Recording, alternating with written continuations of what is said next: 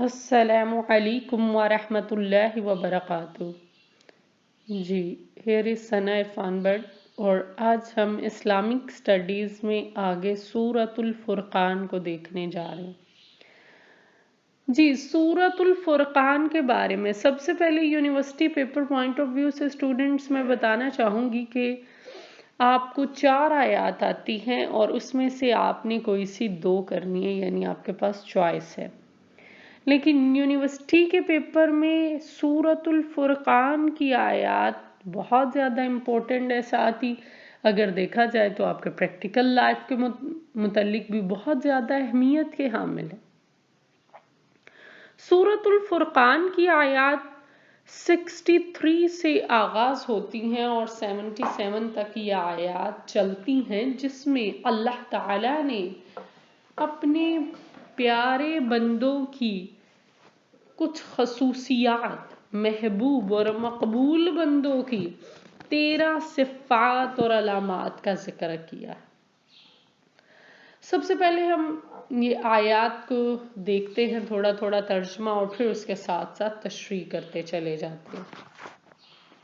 وَعِبَادُ الرَّحْمَنِ الَّذِينَ، اللہ کے بندے وہ ہیں، یمشون علی الارض، جو چلتے ہیں زمین پر، حونا، آہستہ آہستہ، وَإِذَا خَاطَبَهُمْ، جب ان سے بات کرتے ہیں، جاہلون، جاہلوں سے، قالوا سلاما، تو سلام کہتے ہیں۔ والذین، وہ لوگ جو یبیتون، کاٹتے ہیں، لربہم، اپنے رب کے لیے، سجدن، یعنی راتوں کو جاگتے ہیں اپنے رب کے لیے، رات کو کاٹتے ہیں سجدہ کرتے ہوئے، وقیاما، اور قیام کرتے ہوئے۔ اب اسٹوڈنٹ، عباد الرحمن، اللہ تعالیٰ نے یہ ٹائٹل اپنے بندوں کو دیا کہ یہ میرے بندے ہیں جن میں اتنی خصوصیات ہیں۔ عباد الرحمن جو ہے وہ کیا ہے؟ سب سے پہلے عباد الرحمن کو سمجھیے۔ عباد کا لفظ عبد سے نکلا ہے۔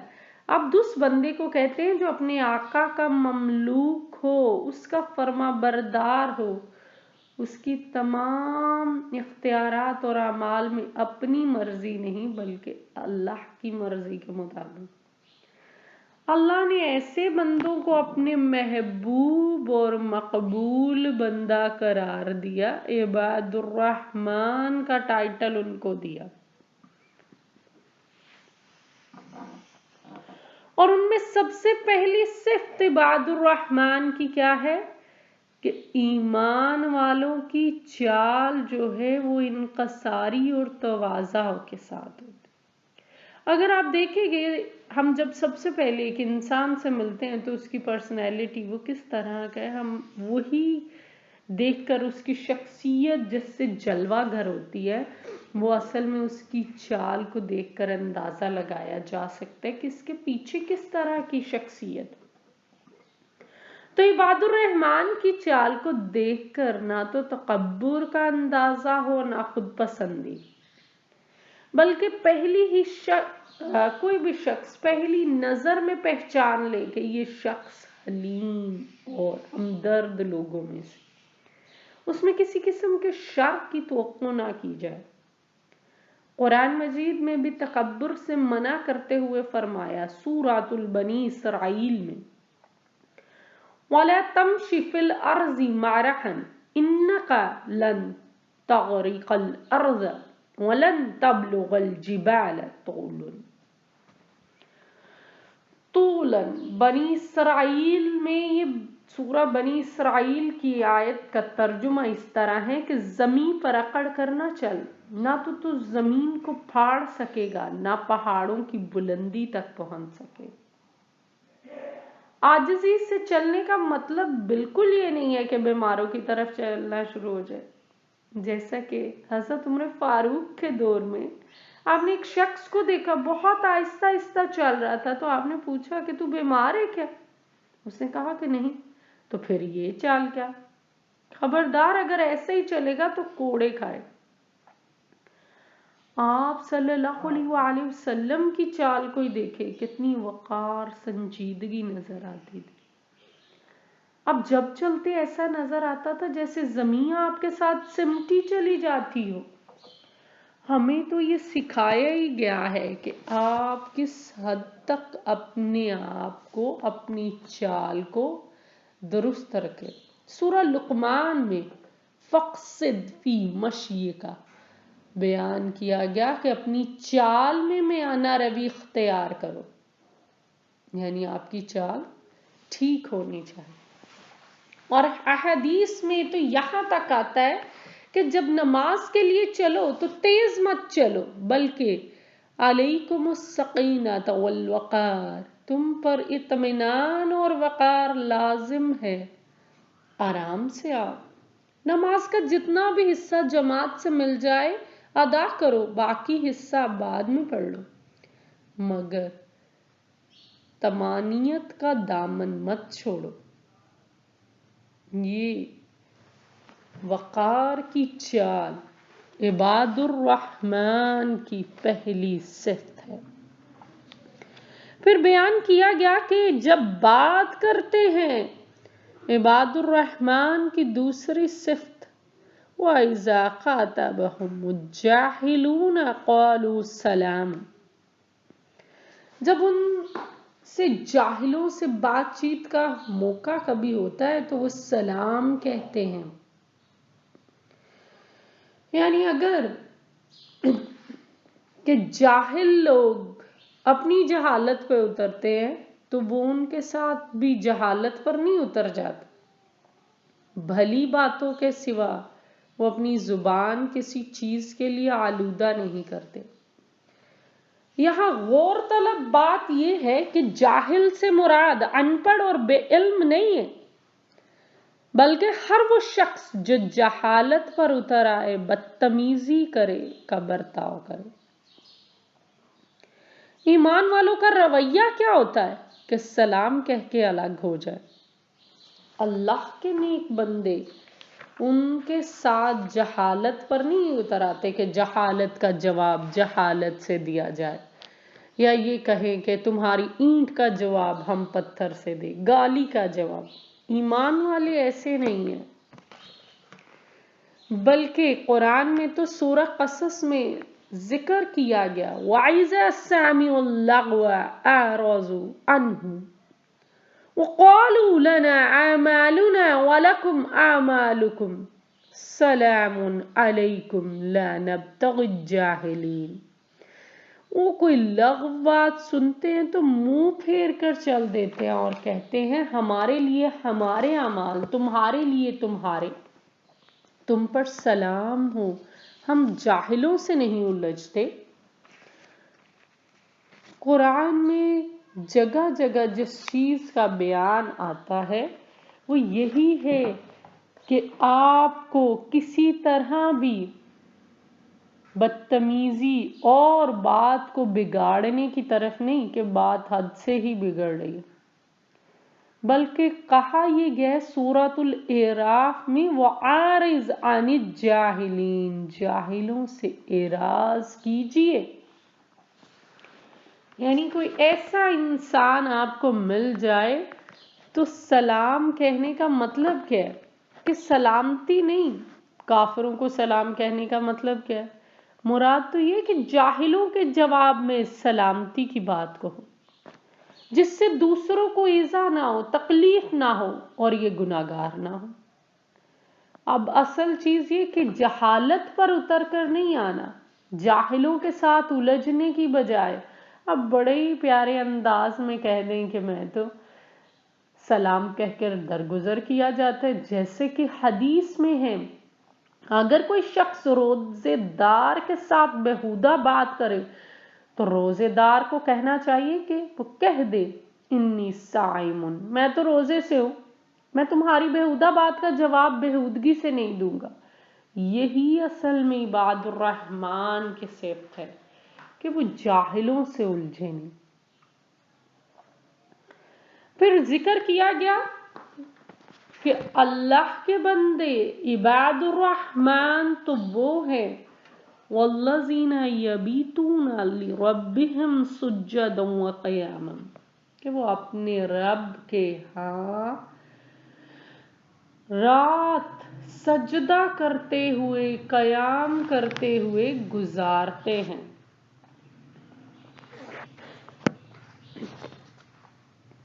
यहाँ सबसे पहली जिस चीज की तरफ मोमिनीन के सख्त बयान की गई है कि उस वक्त में भी वो आजिज़ी और इंकसारी को साथ करते हुए अपना वक्त फजूल चीज़ों में ज़ाया नहीं करते, बेमकसद चीज़ों में नहीं, बल्कि जब इंसान अकेला होता है रात की तन्हाई में, इंसान बहुत ज़्यादा काम कर सकता है, वो बुराई की तरफ भी जा सकता है। अगर कोई देखे कि दिन के वक्त में कितने ही लोग आपके पास होते हैं, तो आप बुराई को थोड़ा रयाकारी के लिए साइड पे करें भी, तो दिन के औकात की बिल्कुल बरअक्स रात में आप अकेले होते हैं।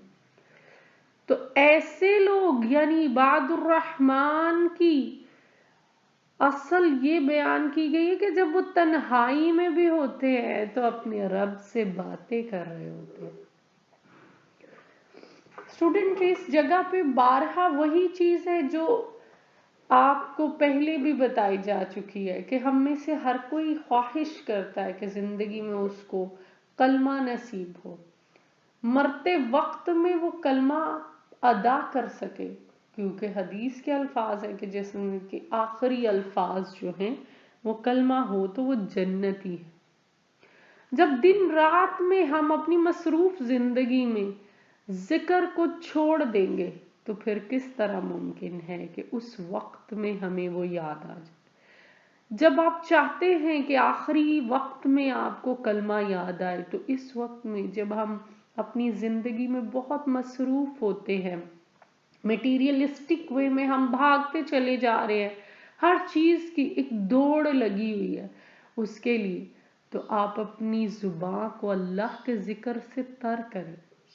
जो अल्लाह के बंदे होते हैं वो इसी चीज को मानते हैं, फज़्कुरूनी अज़्कुरकुम, कि अल्लाह फरमाता है मुझे याद करो, मेरा जिक्र करते रहो, मैं तुमको याद करूंगा। यहाँ बयान किया है कि अल्लाह के नेक बंदे, उनकी सिफ्त क्या है। ततजाफ़ा जुनूबुहुम अनिल मज़ाजी, सूरह सजदे में ये जिक्र किया गया, उनकी करवटें अपने बिस्तरों से जुदा होती। यही आयत इसी तरह दूसरी सूरतुल एराफ में भी इस तरह का तज़करा मिलता है। सूरह एराफ आयत 56 में ततजाफ़ा जुनूबुहुम अनिल मज़ाजी यदऊना रब्बुहुम खौफन व तमअन,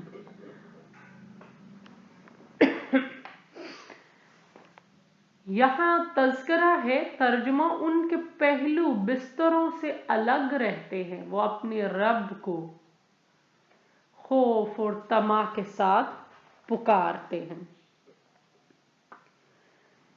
जी स्टूडेंट, यहाँ आप अगर सूरह एराफ की आयत को देखें, ततजाफ़ा जुनूबुहुम अनिल मज़ाजी यदऊना रब्बहुम खौफन व तमअन, तर्जुमा उनके पहलू बिस्तरों से अलग रहते हैं, अपने रब को खौफ और तमा के साथ पुकारते रहते हैं। यही बात कुरान में दूसरी जगह भी इरशाद हुई है, व बिल अस्हारी हुम यस्तगफिरून, मोमिनीन सहर के औकात में अल्लाह से बख्शिश मांगते रहते हैं। स्टूडेंट, जिस तरह आपको डिफरेंट सब्जेक्ट्स में प्रैक्टिकल मिलता है, प्रैक्टिकल वर्क करना होता है, इस हफ्ते में कोशिश करें कि प्रैक्टिकल आप करें कि जब भी कभी किसी से जाहिलाना तौर पर आपके इस तरह का जाहिल से मामला पेश आए, तो आपने क्या रद्द अमल करना है वो करके देखें। اور اس مہینے میں کوشش کرے کہ ایک مرتبہ تہجد کو ادا کرنے کی. کم سے کم ہم بھی عباد الرحمن کی ایک صفت کا ایک رات میں ہی، چاہے وہ تھوڑا سا ٹائٹل، کہ ہم بھی اس لطف کو محسوس کر سکیں جو اللہ نے اپنے نیک بندوں کے بارے میں بتایا. اور آپ صلی اللہ علیہ وآلہ وسلم نے یہ پریکٹیکل ورک اسی لیے کہ ہم ایک دن ہی چاہے اس طرح کام کر سکیں جو کہ اللہ تعالیٰ کے بندے کرتے ہیں. کہہ لیں کہ ہم بھی اس صف میں کھڑے ہونے کے لیے پریکٹیکل ورک کرتے ہوئے تھوڑا سا باقی سبجیکٹ کو آپ پڑھ رہے ہیں تو پریکٹیکل کر رہے ہیں.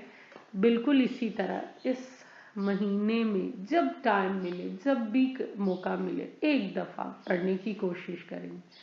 آپ صلی اللہ علیہ وآلہ وسلم نے تہجد کی بہت فضیلت بیان فرمائی ہے. آپ نے فرمایا تہجد کی پابندی کرو کیونکہ تم سے پہلے بھی سب نیک بندوں کی یہ عادت رہی ہے، اور وہ اللہ سے تم کو قریب کرنے والی، تمہاری خطاؤں کا کفارہ، تمہارے گناہوں سے روکنے والی چیز ہے. اور اس کے بارے میں یہ تفسیر مظہری میں تذکرہ کیا گیا ہے.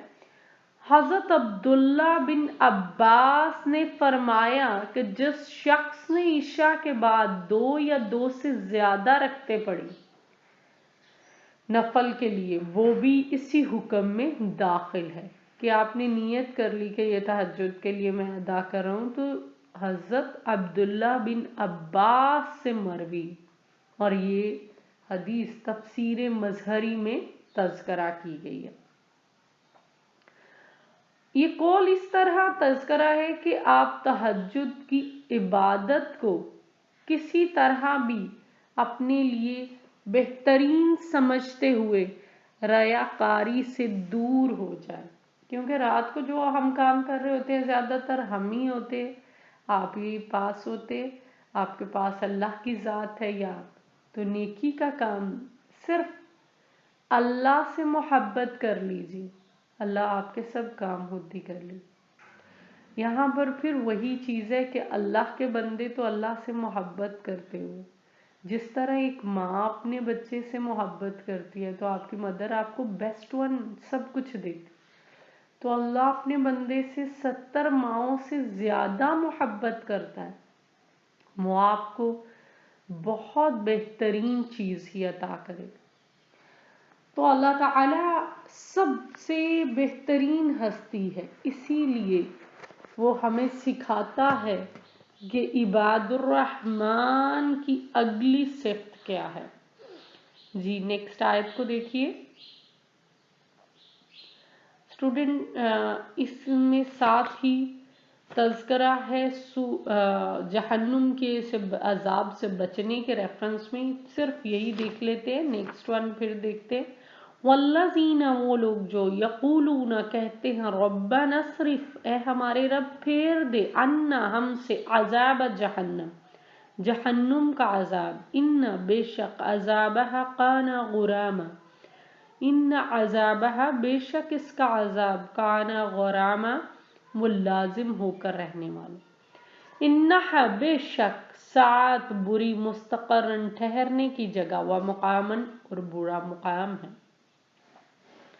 اب عباد الرحمن کی یہ صفت اللہ بیان کرتے ہیں کہ نہ ہی وہ تکبر کا اظہار کرنے والے ہیں اپنی نیکیوں پر، نہ ہی اللہ کی بندگی اور ریاضت کرنے کے بعد اللہ کی ناراضگی کی طرف جاتے، بلکہ وہ کیا کرتے ہیں، اپنی نیکیوں پر امید نہیں رکھتے کہ اللہ ہمیں ان کی وجہ سے، بلکہ وہ جنت کے امیدوار ہونے کے ساتھ ساتھ جہنم سے بچنے کے لیے خود ہی دعائیں کر رہے ہیں. قرآن میں ارشاد ہوتا ہے سورہ آل عمران میں، سبحانک فقنا عذاب النار. ترجمہ، اے اللہ تو پاک ہے، ہمیں جہنم کی آگ سے بچا لے. جہنم کو سب سے برا ٹھکانہ قرار دے دیا گیا، کہا گیا ربنا انک من تدخل النار فقد اخزیتہ. سورہ آل عمران میں تذکرہ کیا ہے، اے ہمارے رب جسے تو نے جہنم میں داخل کیا تو اس کے لیے رسوائی ہے۔ اور یہی چیز بیان کی گئی ہے کہ جہنم کے دن اس وقت کا کہ قیامت کے عذاب سے محفوظ رہنے کے لیے دعا سکھائی گئی۔